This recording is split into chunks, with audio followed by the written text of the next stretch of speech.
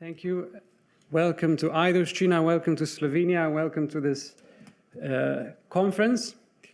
We're quite proud to be able to use this space as a conference venue, and I thank every single one of you for traveling to China, to being here with us, to exchange with us who develop some of these solutions that today, but also amongst yourselves, as well as taking some time to enjoy the surroundings.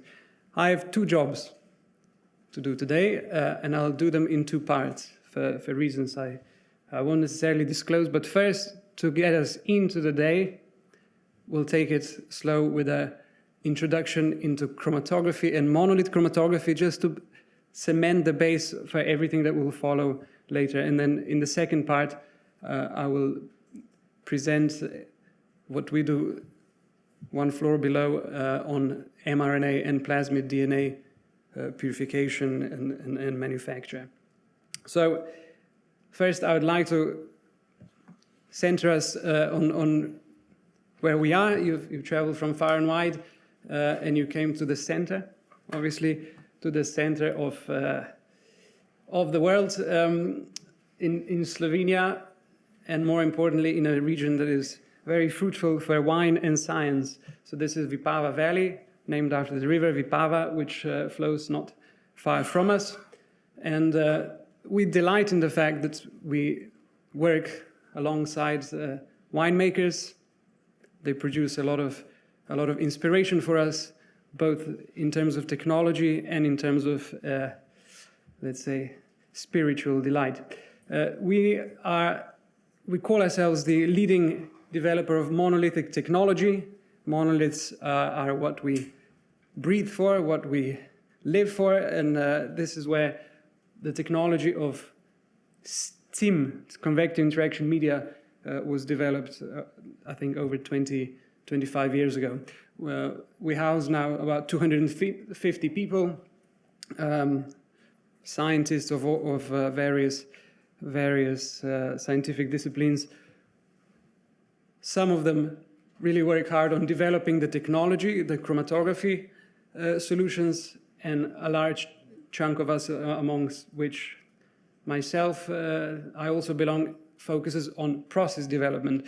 And over the years, we've developed purification processes for all kinds of interesting molecules. All of them share the feature that they're extremely large, much larger than traditional pharmaceutical or biopharmaceutical, and that will be important, I think, also for the rest of this day. So whether you work on my favorite molecule, mRNA, or plasmid DNA, or AAV virus, or adenovirus, or flu, or exosome, or an LNP, this has gone through our hands. Definitely as a purification analyte, but more and more also as a production product. We were, as you know, acquired by Sartorius in 2020, so about 5 years ago, and with that, we got a truly global reach. I won't spend too much time describing the company. I'm a technical guy, so I will walk us through some of the basics. First of basic chromatography, then we'll go into the basics of monolith chromatography, and then finally we will use this technical underpinning for starting to do fun science of mRNA, pDNA, and later on the speakers will tackle LNPs. Chromatography, my professor of chemistry would say chromatography is intermittent bond making and bond breaking, so it's chemistry, and the main point of chromatography is to separate things on the basis of their different chemical interaction with something that we call solid support. Solid support is this yellow thing that we fill into some kind of a tubing, and we apply a sample, a mixture of samples, and if we get the differences in interaction, chemical interactions between the analyte and the solid support right, then one of the analytes travels through the solid support more slowly than the other, and we get separation. I was told the best example of this is, and feel free to cut this out, is husband and wife going through a shopping mall, and one definitely comes out faster than the other. But I will not claim which one. Where is chromatography used? It's certainly used here at BIA separations, but it's used a lot in the world of pharmacy, molecular biology, medicine, food industry, chemistry, petrochemistry, environment, forensics. We mostly focus on the pharmacy, molecular biology, and let's call it biopharmacy, so the biopharmaceuticals that are pharmaceuticals produced in living organisms, living cells, so to speak. I mentioned this, so for chromatography we need a mobile phase, the phase that runs, and the stationary phase, the phase that is static, and we need a mixture of analytes that we want to separate, and we need to get the combination right of the stationary phase and the mobile phase chemistries to differentiate between the analytes we are interested in. So there needs to be an adsorption on the surface. That is, there needs to be chemical interaction between the components of our analyte and the chemically modified surface. We've got various kinds of chromatography support. You'll guess which one is our favorite. So we can have chromatographic monoliths, we can have resins, we can have membranes, and we can have novel forms like electrospun fibers these days as well. What is very important is what is put onto these supports. And before we think about what we can put on these supports, we need to think about what are the chemical features that can help us separate between analytes. And there's multiple features, and we need to, in every case, for every new analyte, be it mRNA, plasmid DNA, LNP, AAV, whatever it is, we always need to consider what is the distinguishing feature of our target analyte that will separate it from all the others that we do not want to have in our final sample. And this can be charge, and we use charge a lot. Anything that's charged, such as mRNA, such as DNA, we can apply charge differences to separate the analytes. We can work by differences in size. Size exclusion is a very popular tool in academic laboratories, less so in industrial environment. Hydrophobicity is actually one of our favorites, where we exploit the fact that analytes could have different hydrophobicities, meaning they hate water to different extents, and we can separate them by that feature. Interestingly, and I'm still looking for the answer, why nucleic acids are actually very, very prone to hydrophobic separation. And to my knowledge, nobody has ever really truly explained what makes RNA, DNA hydrophobic. So we use it, but I think we still don't necessarily know why it works as well as it does. So anybody who has an answer, please come to us. Ligand specificity, very important one. We could call this affinity chromatography. So finding very specific ligands that only capture our target analyte. We'll see an example of this in mRNA world. You may know this from monoclonal antibody field. Protein A is one of the best known ligands in our industry. Second after it is Oligo DT. Hydrogen bonding is one that is extensively developed in our house, again for separation of nucleic acids primarily, but we've also started using hydrogen bonding features in tackling problems like double-stranded RNA removal, which I will touch upon later on, time permitting. So coupling this to chromatography types, we get ion exchangers, which come in two flavors, cation exchanger or anion exchangers. Hydrophobicity, we install hydrophobic ligands, typically alkanes of different lengths, butyl, octyl, dodecyl, and so forth. Affinity, I mentioned Oligo DT and protein A. And the size exclusion we use primarily for analytical purposes, not so much for prep. Now, this is the same, but now drawn in nice schemes. So for ion exchange, we have a positively charged surface area which binds negatively charged molecules. An example, and this is my interview question for students who want to work in our group, is what is the pKa of DNA? And if they come within 3 units correctly, which should be, it's negatively charged, then they get a job. But the point is, cation exchangers are excellent tools for isolation of nucleic acids, because nucleic acids are typically very strongly negatively charged. The opposite holds true for, I think, for a lot of viruses. So if we have a negatively charged area, then we're binding positively charged species. Proteins tend to be positively charged at neutral pH. So AAV is a very popular example of a positively charged particle that likes our cation exchangers. HIC, we have butyl columns, butyl ligands installed on the surface of a chromatographic column, and that, like I mentioned, binds DNAs, even DNAs of different isoforms, as we'll see later on, because they appear to be differently hydrophobic under particular conditions. But I think HIC will also become quite important later on in the day when you discuss LNP purification as well.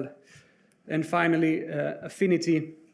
Affinity really means putting a ligand onto chromatographic support that will only capture your target molecule, and that tends to be either a protein-based affinity ligand, like protein A, it can be an aptamer, it can be an oligo ligand, and so in mRNA world we have oligo DT, meaning a sequence of deoxythymidines, which nicely hybridizes with the poly A tail of mRNA, and that's our affinity interaction. I mentioned that our favorite kind of chromatography is monoliths, and so just to bring everybody to the same page, I will share once again what are monoliths chemically.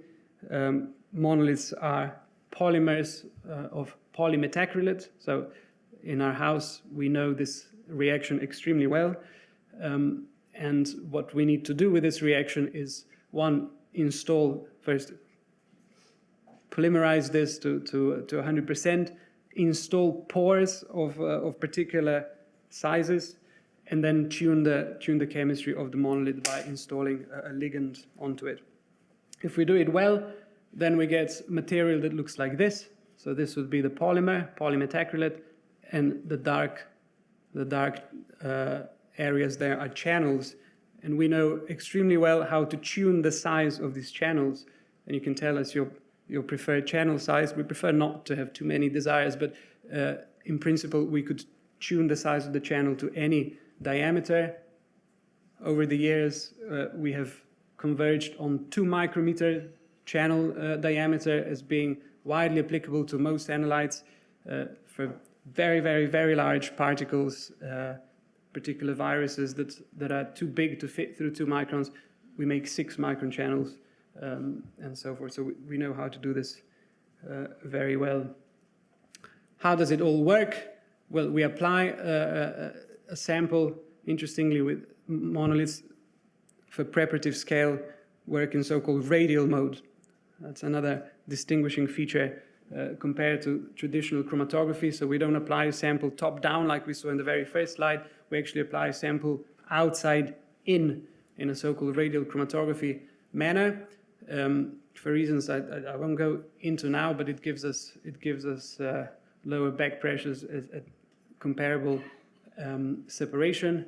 And so the first step is to capture the analytes and ideally have most of the contaminants flow through, perform some kind of a washing step where any weakly bound impurities would elute, and then finally perform elution of the target analyte. Why is this interesting and important? Well, we have to compare this technology to, let's say, the most commonly used chromatographic mode of the past, I should say, or chromatographic mode that is primarily used for small molecules and small proteins, which would be porous particle chromatography. And the difference is that monoliths have these channels, which I mentioned, continuous channels. There's no dead-end pores. There's nowhere that analyte can get stuck. And there's nowhere, importantly, that an analyte has to diffuse in order to bind. And that's a complete polar opposite to porous particle chromatography, where most of the particle is actually solid, and it's functionalized, or it's engineered to have pores on the surface, so-called dead-end pores, meaning these are not connected pores, and so the analyte has to, in order to achieve binding onto the binding area, it has to diffuse in. And when I use the word diffuse, it means that separation, or binding and separation, depends on diffusion. And diffusion is a stochastic feature which is governed by the size of the analyte, meaning the larger the analyte, the slower the diffusion. And by the time we get to very large analytes like AAVs, plasmid DNA, mRNA, and LNPs, diffusion coefficients, or I'll call it diffusion, is very slow. Diffusion is slow, and so to rely on diffusion for analyte to diffuse in and out causes us this feature, meaning that we have to operate our chromatography, traditional porous particle chromatography, at relatively low flow rates, or else we get peak broadening because some particles manage to diffuse in, some not. We have to wait for the last particle to do the business, get in and out. And so if we wanted to increase flow rates, meaning save time of our chromatography, we would get loss of resolution. The opposite is true for monoliths. Because diffusion does not play a role in separation,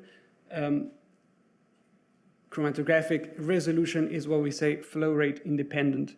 And this is, I think, the seminal experiment done probably 20 years ago on a bunch of analytes which were proteins. Doesn't matter, it works on every single analytical system, separating any number of analytes where you can achieve a resolution with your selected separation modality, increasing flow rate, and then standardizing back for per column volume. You see that you do not lose resolution at all, meaning you can work to the flow rate capability of your chromatographic system, for example, PATfix that we have back there, to really shorten down your analytical times. And that is foundational for most of the work that we also do in this house. We don't only purify, we also analyze, and when we couple purification analysis, we get nice results. And we always strive to minimize time, so we call it at-line analytics, and we can do that. We can have very short analytical sequences because monoliths allow us flow rate independent resolution. That's hugely important for everything we do. Just to say that analytical monoliths are part of the story. Perhaps the even bigger part of the story are the preparative monoliths. Monoliths functionalize with any chemistry you like, more or less. I don't think that we've missed any chemistry here on the list that would be relevant or important. We put those chemistries onto chemical supports, make a monolith out of it, up to 40-liter scale. This satisfies, I think, all the needs in the current biopharmaceutical industry, and all of this is done to GMP.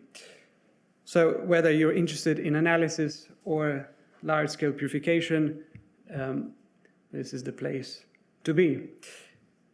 With that, I will say a very short thank you for your attention for this foundational short talk. And I'm not sure if we need a breather or not, because we'll now deploy this to make mRNA and pDNA, if you agree. So in that case, I need to go here.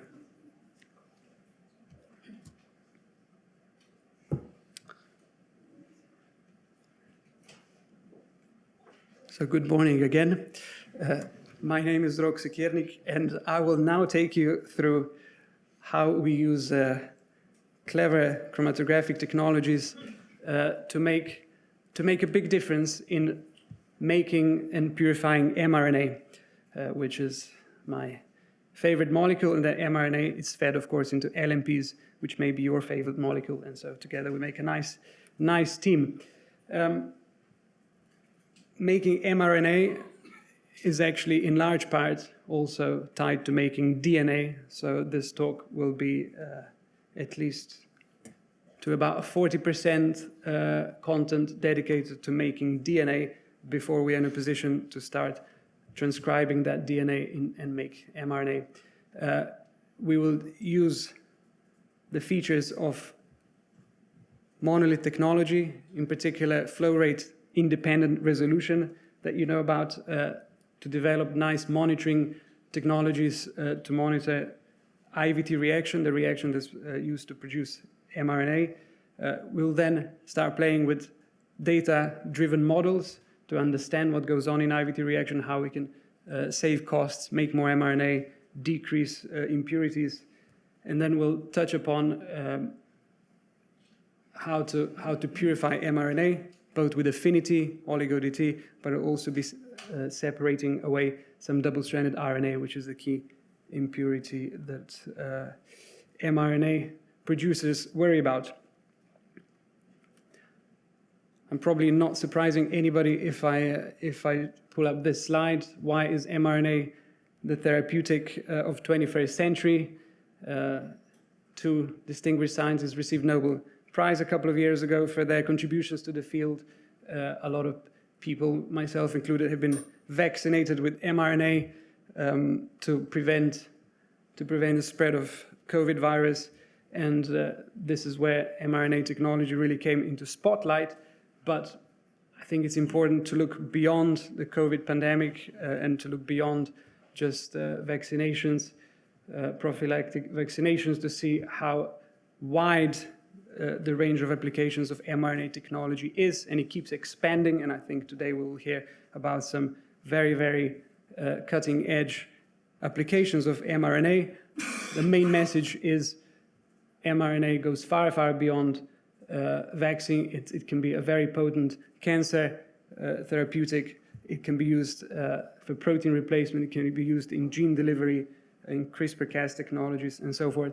And as far as I keep an eye on the number of clinical trials that use mRNA as the active drug substance, that number keeps increasing very steadily over time. So although it's still early days, somehow for the mRNA technology, that technology is here to stay. I dare put in one slide on my personal, everybody has their personal application. This one is mine. I keep a very keen eye on what goes on in the neoantigen space, where mRNA is the vehicle of choice to target cancer-specific mutations very successfully in cancers that are otherwise extremely difficult or impossible to treat. So I don't think that we have a commercialized drug here yet, but I suggest we keep an eye on this area. Now, my task is to take you through a couple of aspects of making mRNA, and this is a nice scheme that I use pretty much every time. And the important part about this scheme is that making the mRNA is actually only the bottom part of the picture. The bigger part of the picture is making the template to make mRNA. And so we have to worry about how to make high-quality DNA template before we can even start to think about mRNA. And why is this important? More and more literature is coming up to suggest that purity of template DNA is important for the purity of mRNA. There are at least two papers, and probably more since, that describe one describing the effect of purification of linear plasmid DNA and how that different purification approaches affect the purity of downstream mRNA. And the second one that specifically looked at the impact of supercoiled DNA nicking and how nicks in the DNA template, although they seem negligible, actually translate through to aberrant mRNA synthesis, which we can discuss later on, time permits. But basically, open circular DNA is an impurity in isolation of plasmid DNA. So to ask ourselves, what is plasmid DNA in the first place? Plasmids, which are used, I think, still as the main source of DNA message used to transcribe mRNA are primarily produced in E. coli. They're circular, double-stranded, and ideally supercoiled DNA molecules, quite large, again, 5 to 10 kilo base pairs. A good question for an incoming student is, what is this in Dalton? And if they get it right to the closest megadalton, they get a job. They're used for mRNA. They're also used for AAV and other applications in biopharmaceuticals. It's not the only way of making templates for mRNA, but it's, as far as I can see, the mainly used one, and I think the one that is still here to stay, because it's easy to manufacture, easy to scale, and relatively easy to control, although not without its technical challenges, and that's what we are here for. So plasmids are expressed in E. coli, importantly alongside endogenous bacterial DNA, and we have to worry about both. Plasmids that we are after, that carry the message that we want. I'm not a genetic expert, so I won't describe this scheme. I'm more interested in that one up here. So the isoform, if you like, that carries the intact message is the so-called supercoiled DNA. Supercoiled DNA can quite quickly nick, meaning that one of the strands gets one of the nucleotides here loses connection with another, and what that leads to is relaxing of the supercoil. Importantly, it also creates a break in the message, and if the message that encoded for our mRNA was here, you can imagine that this will lead to aberrant mRNA sequence. But typically, before we can transcribe mRNA, although this is not an absolute prerequisite, but typically these molecules are linearized into a linear isoform for the reason that poly-A tail is typically found at the end, and so when the polymerase reaches the end, it knows it's finished and it can restart again. That we'll get to in a minute. For the purpose of our talk, what's important is that plasmids are found in bacteria, and that there's other things found in bacteria that are not plasmid. In fact, it turns out that on a good day for a good plasmid production, plasmid will make up about 3% of our E. coli content. Everything else will be our impurities. And it's our job as bioprocess specialists to isolate this 3% and get rid of all of the rest. What makes it even more fun is that this plasmid DNA, like we saw here, is also quite sensitive to things, importantly things that are used to get the same DNA out of E. coli. So we are having here to tackle a couple of opposing features. One, the sodium hydroxide, which is still the main reagent used to get DNA out of cells, is also degrading our DNA over time, so we have to be careful. And this is the first feature of a plasmid DNA downstream process. I don't discuss today the fermentation. The first feature is how we're going to get the DNA out of the cell without getting too much of the genomic DNA, without getting too much proteins, without getting too much endotoxin and other things out of cell. And traditionally, this was done as what we call batch alkaline lysis, batch reaction, meaning we threw the nasty sodium hydroxide, nasty but necessary, it's a necessary evil, let's say, onto our cells. And we mixed and we hope for the best. We then neutralized at some point and added, optionally, a precipitating agent. What that did was, in small scale, lab scale, it worked very well. And we got our DNA and we didn't get too much genomic DNA contamination and so forth.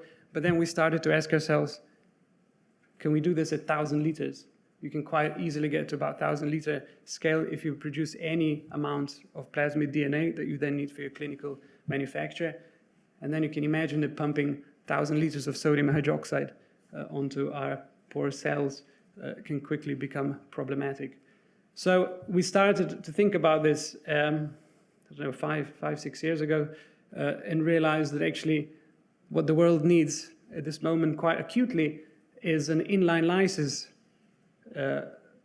device, solution, tool, that will turn batch lysis into inline lysis, meaning that addition of sodium hydroxide onto cells will be much better controlled than just chucking 1,000 liters of sodium hydroxide and mixing, which is inherently not a well-controlled process. And so over time, from schemes and updated schemes, a machine came out, which I'll tell you later about, but importantly, it wasn't just about controlling the chemistry of lysis. It was, to us, actually a surprising but a positive feature. It was also about controlling the quality of the material that you get. This would be quite a representative outlook of a batch lysis, where you took a significant amount of bacterial cells, put a significant but necessary amount of sodium hydroxide onto them and mixed it. For full disclosure, after additional potassium acetate is a technicality, but this is what you get. This is a mess. It's difficult to handle. It's difficult to filter. It clogs all filters. Downstream science is miserable on that day. Whereas we learned that if we did perform lysis in an inline fashion, we got, for features that we can discuss, a much cleaner sample. These precipitates, which are actually unwanted, nicely float to the top, and we can control to the extent to which they float on the top. This is a dream for a downstream scientist in plasmid DNA, because they can simply they can put a tap at the bottom here, flow the liquid out, and discard the rest. This doesn't even touch the filter, ideally, as opposed to this situation where all of this material will have to go through the filters. So the machine that's able to do this we called alkalizator. It's a strong name because it does a big job and it has to do it well. It has to be aggressive, but aggressive in a controlled way towards our cells, so that we dose sodium hydroxide to E. coli for a very specific amount of time. And that time can be measured even in seconds, to second precision, typically 2.5 minutes up to maximally 5 minutes. And after 5 minutes, sodium hydroxide has to be neutralized. Whereas in batch situation, it took 5 minutes just to pump all of the sodium hydroxide into cells before the clock even started. So batch lysis could take 10 minutes plus minus 10 minutes, leading to all kinds of trouble. So we developed alkalizator, which is now a GMP-proof system that can do the first and, to us, one of the most important parts of plasmid DNA manufacture. This is what it looks like. It basically, in a controlled fashion, pumps cells together with sodium hydroxide, feeds it into a carefully measured volume of a coiled reactor. This can be 1 liter, can be 5 liter, can be even larger. This we engineer. After 2.5 minutes, we add neutralizing agent, most commonly potassium acetate. And at that point, sodium hydroxide interaction is finished. And it's finished for all cells, for every single cell is exposed to 2.5 minutes of sodium hydroxide, not a second more, not a second less. We can dose air that helps us with the flocculation that I showed earlier, and then some processes use a precipitant to get rid of RNA, which is an impurity there. What we've shown time and again is that this lysis leads us first to higher purity consistently, not only in terms of DNA, but also in terms of things like other impurities that are leaching out of bacterial cell. We keep an eye on endotoxin, and we quite consistently see that inline lysis gives you less endotoxin than batch lysis. And an important part about this particular comparison is that we are not actually being completely fair to ourselves in terms of measuring up the inline lysis. The experiment here was done at 2 liters for inline lysis and only at 20 milliliters for batch. If we did the batch at 2 liters, these numbers would be even more miserable here than they are. So the point is, if you are developing your process at small scale, you're optimizing for sodium hydroxide, SDS, and so forth, you can then very easily, seamlessly transfer that process up into inline mode with this device. For more questions, I would ask to join me in the Q&A session, because I would still like to take us through then isolation of DNA and then making of mRNA, and then we still have to purify the mRNA, so we have some work to do. DNA purification, we're now switching gear a little bit. We've lysed the cells, we've filtered them. We won't bore you with filtering, although it's a science in itself, very interesting, but not for today. We are isolating DNA out of this mix. And the question to our summer intern was, what's the pKa of DNA? And they guessed right that it was negatively charged, so the corresponding chromatographic column is an anion exchanger, most commonly used a weak anion exchanger called DEAE, diethyl amino ligand. You can also use other things, but this is the most commonly used one. And what that does is quite robustly, consistently, and scalably removes any residual RNA that we were not able to take out with our calcium chloride, and then elutes our DNA. We do this, I'm mentioning here two examples. One is with a, let's call it standard pore size, 2 micrometers. The other case is with 6 micrometers, the difference being the processivity, if you like. Back pressures on 6 microns are lower, so you can process the sample faster, significantly faster. So we do this when we have to load hundreds of liters, as you can see here. 170 liters was loaded in 70 minutes. There's very few technologies that can do that whilst getting you 95% of total DNA loaded, so recoveries are high, and we've not shared any of our precious supercoiled DNA. What we always do is we look at our samples, even if they are impurities. This was a wash that should contain RNA. We're still interested in it, and we deploy PATfix analytics to look at the quality of our samples. This is what we did here on both purifications that I showed. To simplify the story here, the red is the eluate, and it should only contain the supercoiled isoform. The green is the RNA wash, and it should not contain our DNA. That means that we achieved chemical separation between RNA impurity and the target. And this is indeed what we see both for the 2 micrometer column and for the 6 micrometer column. We don't see any of our DNA target in the RNA wash, so the separation was good. But also importantly, we don't see too much open circular carrying through, although there's probably some that does also get produced throughout the process. We have to worry about this as well. But our open circular, which I mentioned in the introduction part, is now more and more being targeted as a critical impurity when it comes to mRNA synthesis, because the message for the mRNA could be broken here. So we want to remove open circular in as far as possible.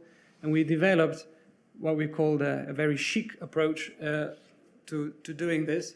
SHIC meaning selective hydrophobic interaction chromatography, where we now deploy the fact that DNA under right conditions is hydrophobic, and that the right isoform, meaning the supercoiled isoform, is more hydrophobic than open circular. And we can actually cut between them in a way that the column does not care about the open circuit, it lets it pass, and it only captures the supercoiled, so that our elution contains supercoiled to the 100% measurable extent, whereas our open circle simply washes through. So we've achieved essentially, what would you call this, inverse flow-through chromatography, where we know, and this works for any plasmid, any size, any scale, we know reliably exactly the conditions that you need to put your DNA into for the column to only take out your supercoiled. So we can more or less guarantee that if you follow the instructions, which I actually described in an open access paper in biotech bioengineering, you should get 100% supercoiled out of it. And that is the good starting point now to start thinking about mRNA. Before we can make mRNA, we have to do one final cut. That cuts typically after the signal for poly A tail. So it linearizes the supercoil into a linear form. so that we can then start our IVT with linearized DNA. And again, we come back to our analytical system, PATfix, following exactly the same analytical method. One method fits all. Now, not to look for the purity of supercoiled versus open circular, but actually to look for purity of supercoiled with regards to the linearized isoform. In other words, we monitor linearization of supercoiled DNA over time. Why is this good? Because it gives us numbers that we can quantify. We can integrate peak areas and plot percent linearization over time. This is not something you can do from a gel. And you can say, well, who cares? I know that my plasmid was linearized.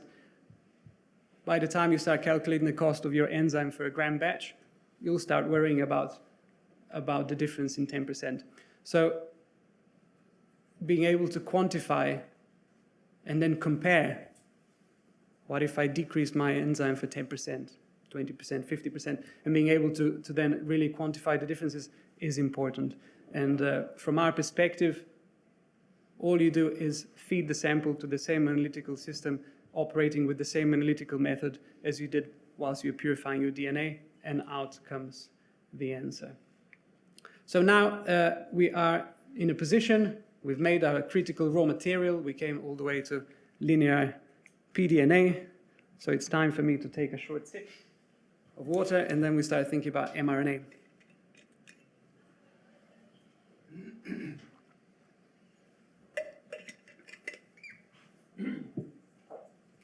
So, mRNA. My next favorite question for a student is, what is the average molecular size of mRNA to the closest megadalton? And again, if they come to about a megadalton, megadalton and a half, they get it approximately right. I think that's significant because we think about mRNA, it comes out of a test tube. We've used the protocol, out comes mRNA. We run it on a gel. It looks cute, and we don't appreciate just how large it is. It's 10 times the size of a monoclonal antibody. It's huge. And for the downstream process or for any kind of processing and later on for formulation, it means we cannot think about it in the same way we thought about proteins. We have to think about it as a megadalton molecule. On top of that, the pKa is actually pretty low. It's an acid by definition. The entire sequence is full of phosphates, so it's basically it's a relatively strong acid. So the pKa is very low. It means it will stick to any anion exchanger and won't want to come home. The positive features of it, as far as I'm concerned, is it is hydrophobic, or it can be hydrophobic if we treat it well. And thankfully, I think this is a feature that really makes life easier for everybody working in the mRNA field. The fact that mRNA is biologically polyadenylated, by coincidence, makes our life easy because we have something to tag onto. The poly A tail is, for a chromatographer, really something made in heaven, because we can engineer a relatively simple ligand, affinity ligand, against the poly A tail. I mentioned that that mRNA is made from DNA in a process called in vitro transcription. It's quite important what goes into in vitro transcription reaction. DNA that we've linearized, nucleotides as the building blocks, magnesium as the unsung hero of this reaction, pyrophosphatase as another unsung hero of this reaction, and the buffer, which is an overstated hero of this reaction, probably least important, but most talked about.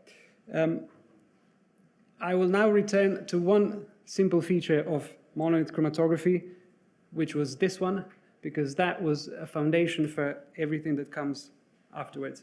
The fact that we get excellent resolution in a flow rate independent manner means that we can afford something like this. Now, this is a slide that's a couple of years old now, and I see a lot of new development in the analytical field here, but the point is this.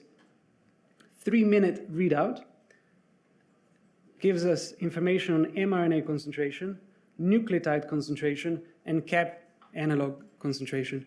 Hidden in here is also the plasmid DNA, which we could also quantify if we wanted to. It's relatively low compared to the other components. But being able to read off the concentration of all of these key components of the IVT reaction gives us immense power to control this reaction. It's not a cheap reaction, which basically you can translate this surface under area into dollars, if you like, if that helps justify to the management why you need this method.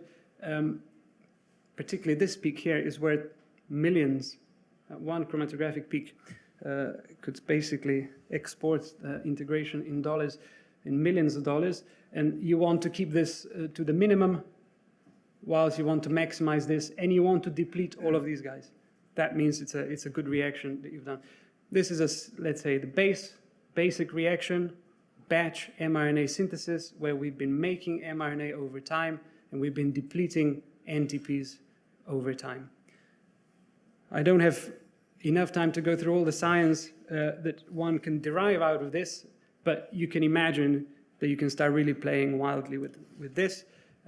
Why? Because there's quite a lot of components here that you can play with. So this is a gift, I think, to PhD students of today to start designing clever ways of optimizing for this reaction. And it's a significant optimization because it will reduce the cost of goods. It can reduce the cost of goods significantly if we do it right. These were our humble contributions to the field. First, we started doing this as a sort of baseline optimization, one factor at a time. Then we scaled it up to 250 milliliter reaction. It was expensive. We did it only once, and we had to publish that one experiment because we couldn't repeat it again. And then we got contacted by people who are interested in digital solutions, and they said, actually, if you didn't do it one factor at a time, you could get a lot more out of it. And this is partly the story that I want to touch upon here. Namely, we use this setup where we can read off the concentration of RNA in the nucleotides.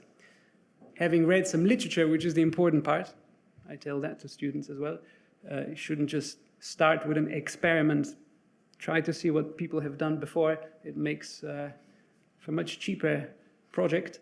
And then perform experiments, read off concentration of RNA over time and concentration of nucleotides over time, and then start making models.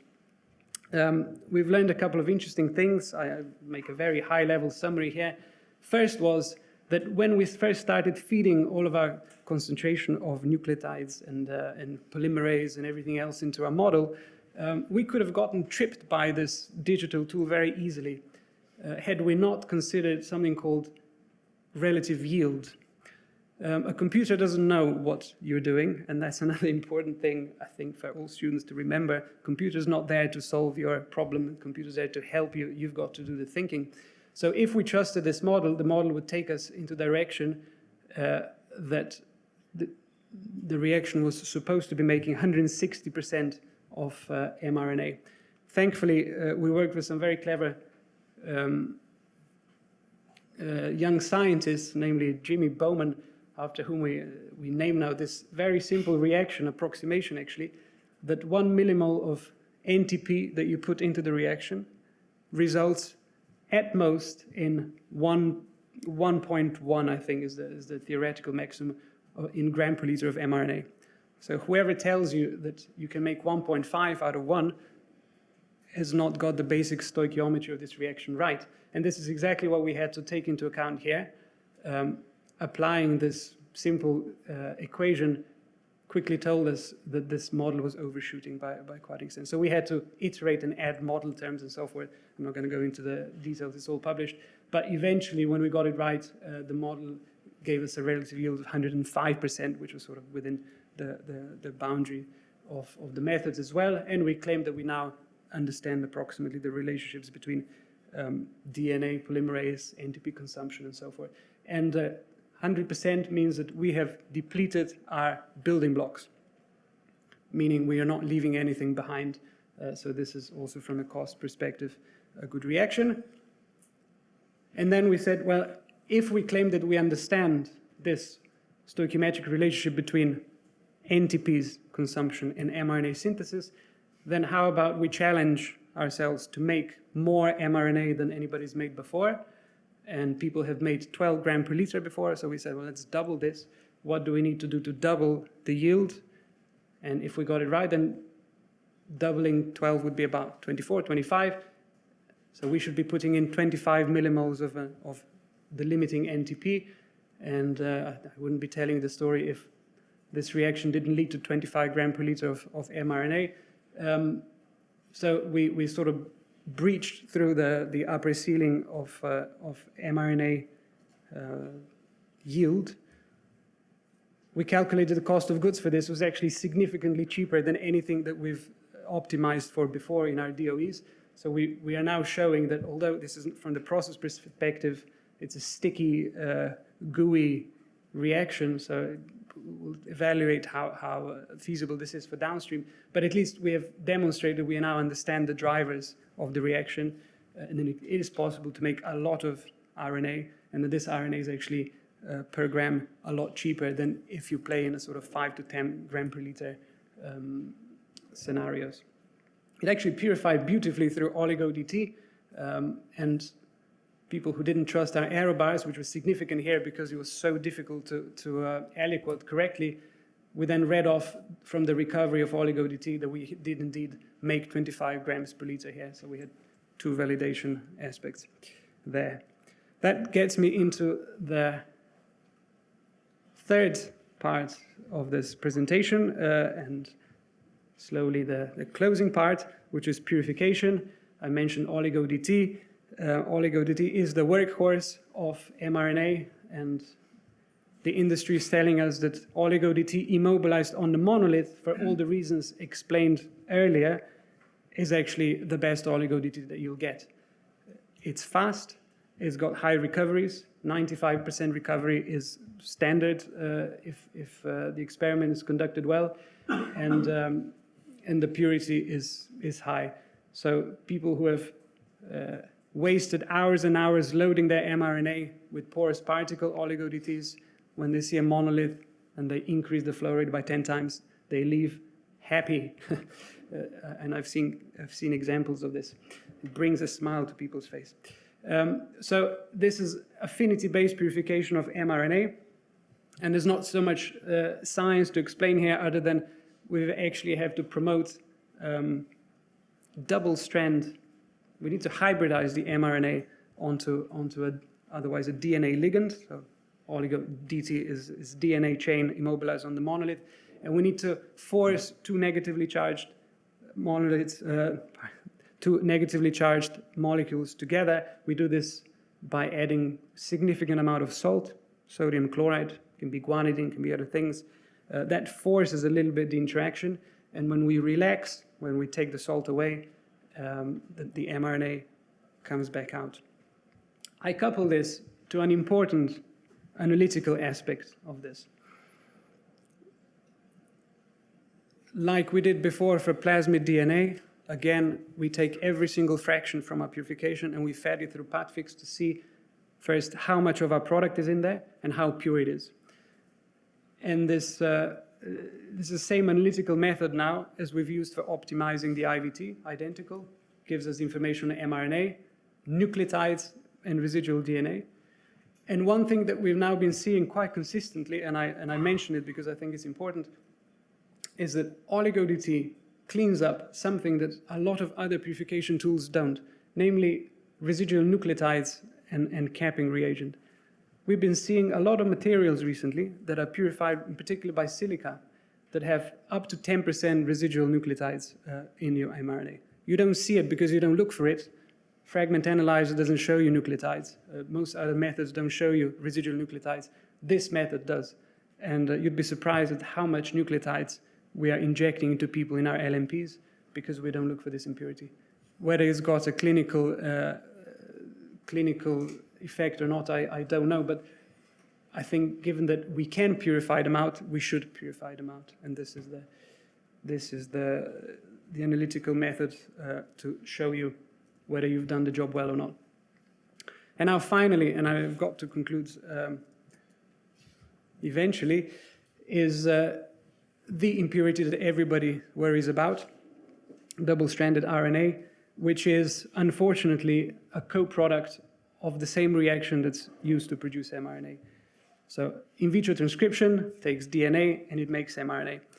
If the polymerase carries on, like is the case here, it can start to take RNA as its template, and it just carries on, and it starts to make a beautiful complement of your mRNA, but it makes something that's quite toxic to a cell. Double-stranded RNA is recognized as a viral element, and so cell translation shuts down, all of the alarms go off in a cell, so it's actually counterproductive for what mRNA is trying to achieve.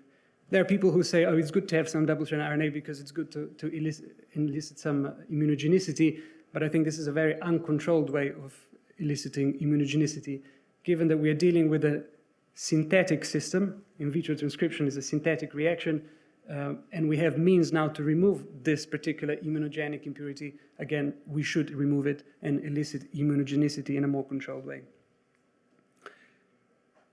How we make double-stranded RNA, I will skip. We talk about the impact of magnesium in the IVT reaction a little bit in the paper that I mentioned earlier. I won't go through this because I want to focus finally on double-stranded RNA removal approaches that we practice. We have two now. We have the tried and tested one, which works, but which requires a little bit of organic phase. And we have another one which we just recently developed to the extent that we now want to share with you. So the first one is reverse phase chromatography. It's been published by Katalin Karikoy back in 2013. There were other scientists in the mRNA field who have informed me that they actually published even before that. So they call it HPLC sometimes, just to confuse matters. When HPLC word is used in mRNA literature, it typically means reverse phase HPLC. And because we had a primer today on chromatography, you know that HPLC means a lot more than just reverse phase. But for mRNA, it's quite a useful chromatographic technology. What it does, it separates RNA by hydrophobicity, and that more or less loosely relates to size, molecular size. And so what we see if we take an average mRNA product that's been pre-purified or not, we see this. We see a big blob.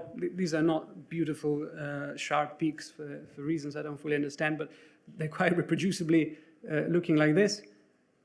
We get always, or more or less always, three populations. An early phase, which is J2 antibody positive. We get a beautiful central phase, which is J2 clean, and we get a late phase, which is again strongly J2 positive, meaning we have a population that doesn't contain double-stranded RNA, and we have two populations that do, and most likely this is short double-stranded RNA chains, and this is long. We've got now some data to back up the fact that these are indeed short RNA chains that made up the double-stranded RNA species here. This is our clean and very active mRNA, and this is most probably 3' extensions and so forth.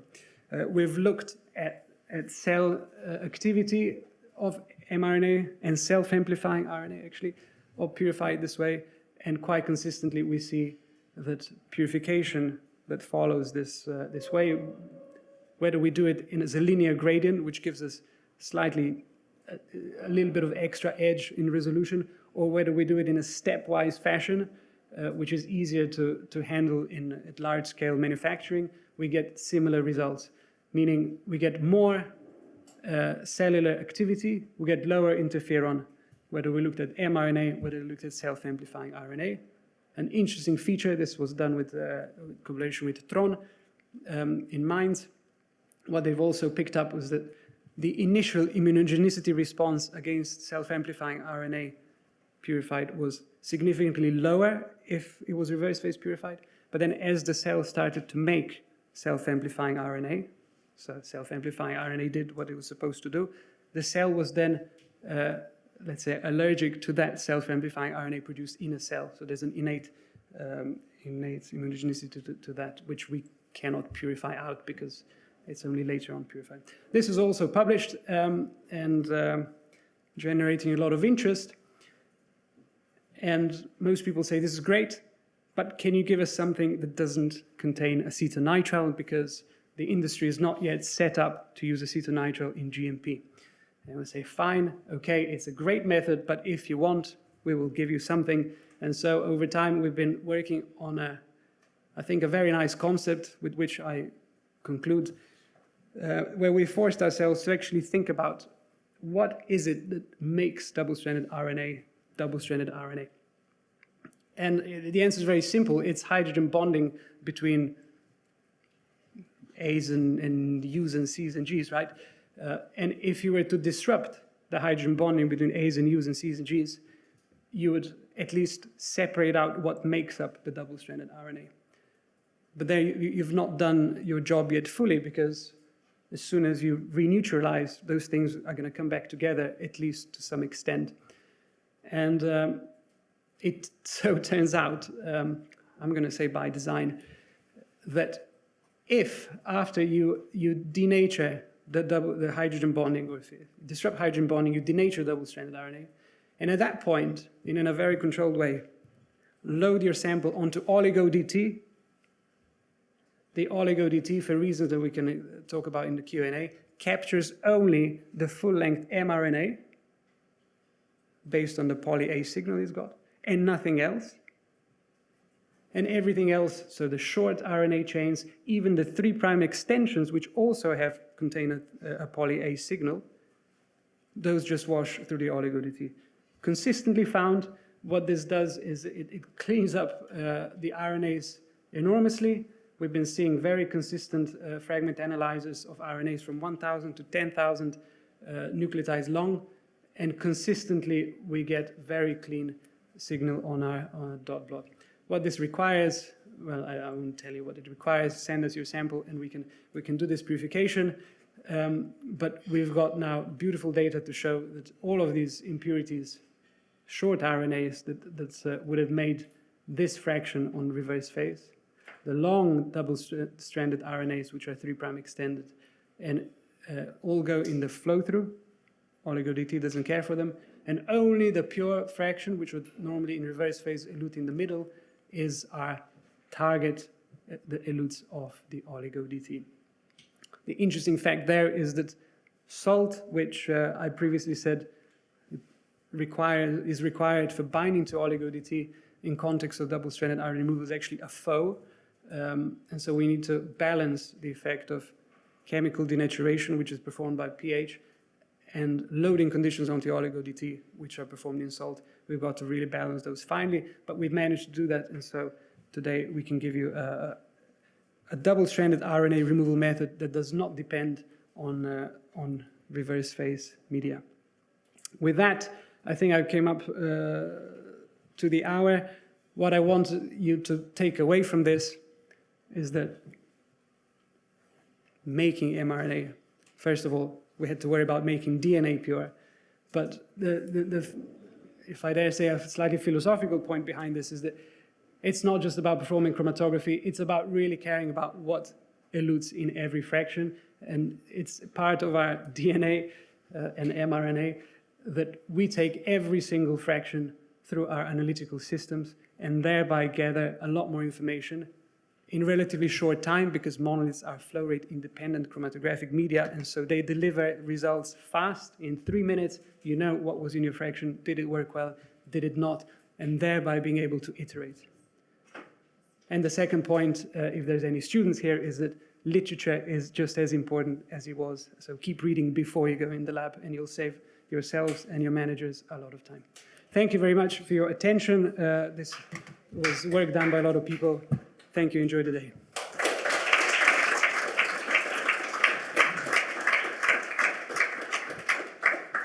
Thank you, Rock, for this presentation. Now we have some time left for questions. So please feel free to raise your hands and we'll pass you the microphone.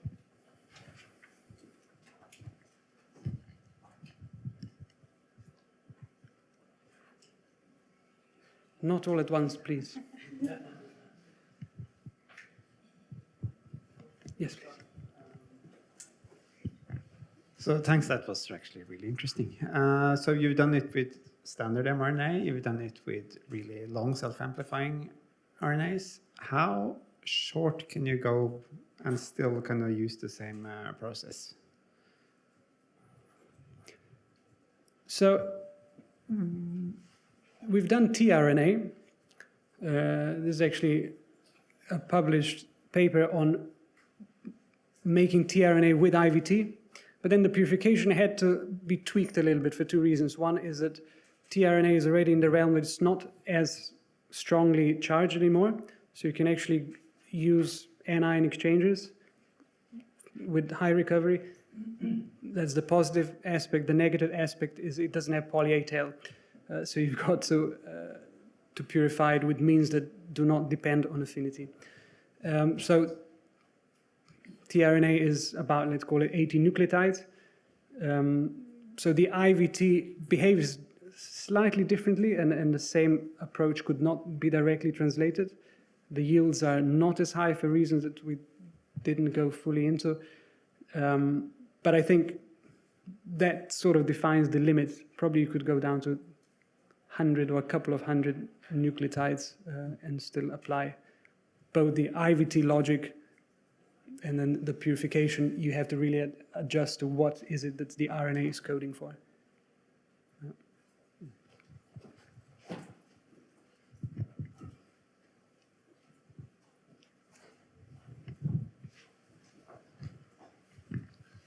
Thank you for the very nice talk. I have a question, maybe just a curiosity, about the yield of the IVT that you were showing. Did you also test the capping efficiency in the very high yield reactions? Yeah, so that's a very good question. On the capping, the reaction I showed was done as an uncapped reaction. The point was not to look into capping. We're now doing identical approach, a DOE-based capping optimization. We stick to, I think, about 10 gram per liter realm. We might try it as a curiosity to see what it takes to get up to 25. And yeah, there are certain aspects of IVT optimization which we uncovered from literature. It was there in the literature, but people were not paying attention to it. A lot of optimization was done on magnesium as one axis and NTPs as another axis. Turns out that it's a much better modeling term, if you like, if you look at magnesium NTP ratio. And if you think about the chemistry of IVT, NTP always requires a magnesium to enter. So optimizing magnesium and NTP separately is not the most efficient way of optimizing IVT. And I say this in relation to your question because it is probably also going to come out that when you optimize for cap, you should optimize it again against magnesium NTP ratio. Thank you.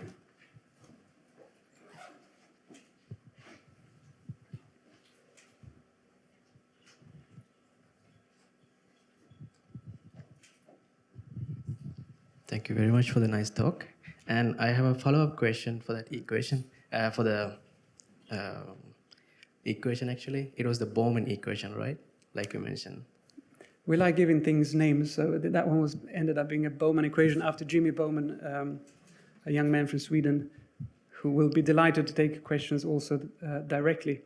Right. Yeah. Okay, so my question is, the NTP concentration, was it the total NTP concentration or just one NTP?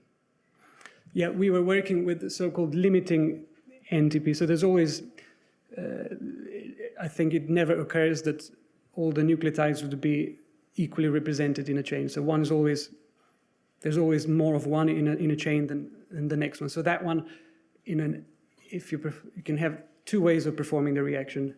The easy way, which is you dose equimolar concentration of your nucleotides at the beginning, or a slightly more efficient way where you adjust for relative percentage of AU, C, and G in your chain. I need to look in the paper again, but I'm pretty sure for the optimization, we did equimolar. So one of them was really depleting faster than the other. That one we call the limiting. So when that one is gone, the reaction stops, right?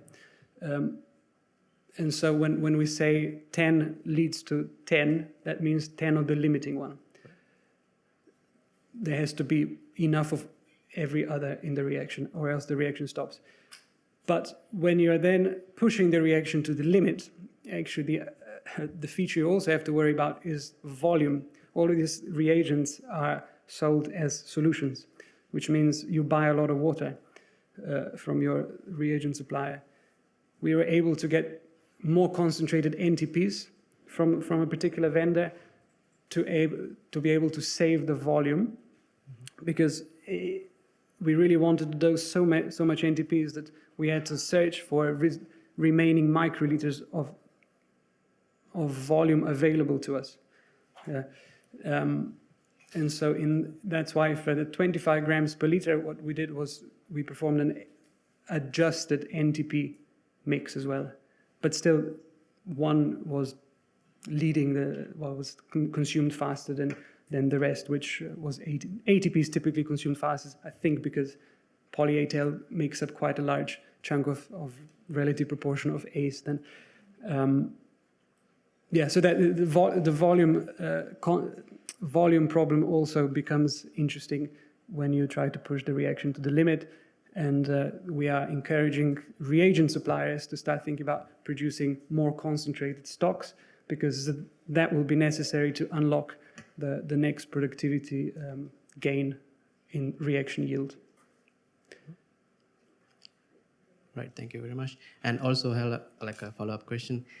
Would you mind telling me like the volume of the IVD reaction, where you achieve like 25 grams of liter yield? I would have to check back what the actual volume was, but it was a couple of 100 microliters. Okay. Yeah. We typically, for optimizations, we either do 50 or 100 microliter reactions, so that also every time we sample, and we sample, I think, 2 microliters per time point, let's say, we don't want to take out more than 10% total volume, so we don't start affecting the kinetics just by sampling. We find that 100 microliters is then completely representative of larger scales as well. And then only when we need a lot of material, we go to milliliter or larger reactions. Right, thank you.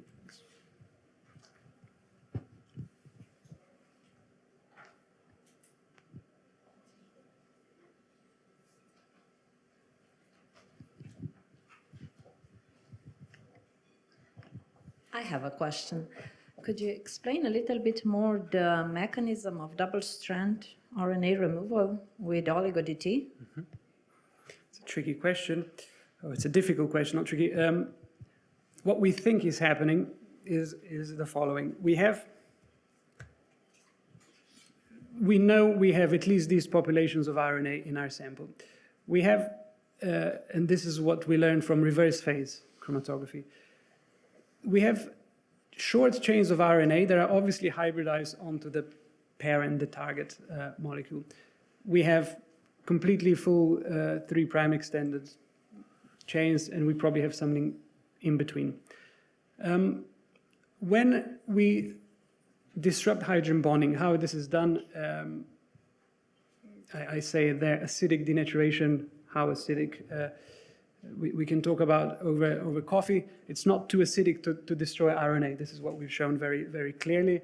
And RNA, in fact, prefers slightly acidic environments to neutral basic environments. So the optimum for RNA stability is actually pH 5.5. I think Professor Haas might challenge me on this, actually. I don't know. I read it, it's 5.5. We have to go slightly below 5.5 there, because you've got to go to below the pKa of the hydrogen bonding of the 2 key nucleotides that are making those hydrogen bonds, but not very, very low. So RNA is still stable under those conditions. So we have disrupted the hydrogen bonds there, and we are left in solution with some short chains, some target chains, and some too long chains. These ones don't have poly-A-tail, most likely, so these are not even an issue. The biggest issue is the one that contains also the full mRNA message that was then carried on and transcribed. But it seems to be, because that one, in theory, should also bind to Oligo DT. And that, I think, is the question we'll get most frequently now. why do we claim that we also remove this 3' extended RNA? And I think that's where, and it's a long time since I studied thermodynamics, but I'm told that trans reaction is not as favorable as a cis reaction. And so when we then load this material onto oligo-DT, as I mentioned, we have to put it into some salt. What salt does, it promotes hybridization. It actually works against us. It wants to push all of these back together, back to hybridize. But we only want to achieve one hybridization event, and that is poly-A tail of our target molecule to the oligo-DT ligand on the column, and nothing else. And because sometimes nature is very kind to us, it turns out that under those conditions, it seems that the 3' extension cis hybrid, meaning it hybridizes to itself preferentially, so it closes up first, and once the poly-A tail in there is closed onto its 3' cognate chain, it can no longer bind to oligo-DT. Yeah? So the fact that we need salt to bind our target onto oligo-DT, before this stuff gets there, the 3' extension is already closed up and it can no longer bind to oligo-DT. Whereas our target only contains the poly-A signal, and thus oligo-DT will recognize it. So everything else flows through.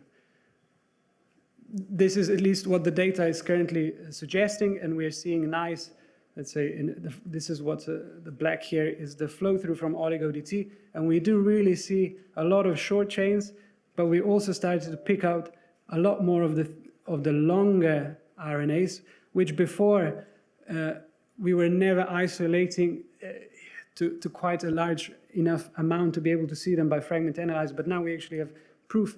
We see them out here at high molecular weight, so we know we are removing these things also in the flow through. This is our high-level theory. It's not backed up by any modeling or calculations, but it's backed up by simple dot plot and fragment analyzer data, and seems to work. Thank you. So if there are any more questions, no? Then I suggest we take a break. You can explore the PATfix LMP switcher in the corner, and please grab some coffee, some refreshments, and we'll start promptly at 11:30.